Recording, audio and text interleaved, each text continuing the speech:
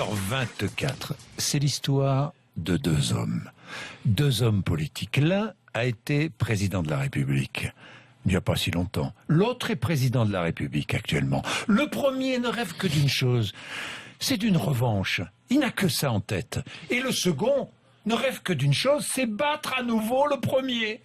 L'histoire de Nicolas Sarkozy et François Hollande, Apolline de Malherbe, bonjour, qui s'observe à distance. Hier, Nicolas Sarkozy a exprimé tout haut ce qu'il pense tout bas, concurrence frontale et aiguë entre les deux hommes. Mais oui, Sarkozy l'a dit hier, Monsieur Hollande, c'est vous le président, ce n'est plus moi. Pour l'instant, a-t-il dit, pour l'instant, comme s'il lançait un défi à François Hollande. La réalité, c'est qu'ils sont obsédés l'un par l'autre. Souvenez-vous, François Hollande qui disait à une petite fille au salon de l'agriculture, Sarkozy, tu le verras plus. Si, depuis, on l'a revu, Nicolas Sarkozy. L'un des plus proches de Nicolas Sarkozy m'a confié il y a quelques jours, je cite, Nicolas ne supporte pas d'avoir été battu par quelqu'un d'aussi nul que François Hollande. En fait, il ne s'en remet pas. Désormais, d'ailleurs, il l'appelle le stagiaire lorsqu'il en parle. C'est pas seulement de la rancœur, c'est carrément de l'incrédulité. En fait, Nicolas Sarkozy est incrédule. Il ne comprend pas, il ne s'en remet pas et il continue à mépriser son adversaire.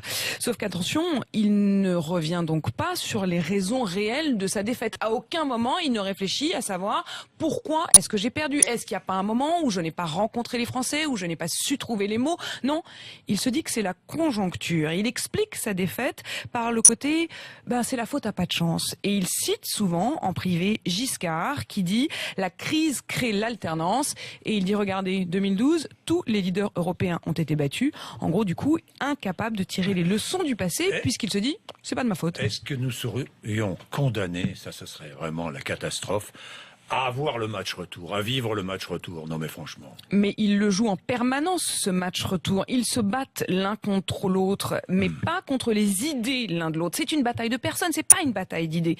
Pourquoi? Parce que sur le fond, quand on regarde, ils sont grosso modo d'accord sur tous les piliers fondamentaux. Sur la sécurité, ils sont d'accord. Sur la refonte du droit du travail, ils sont d'accord et ils feraient probablement à peu près pareil.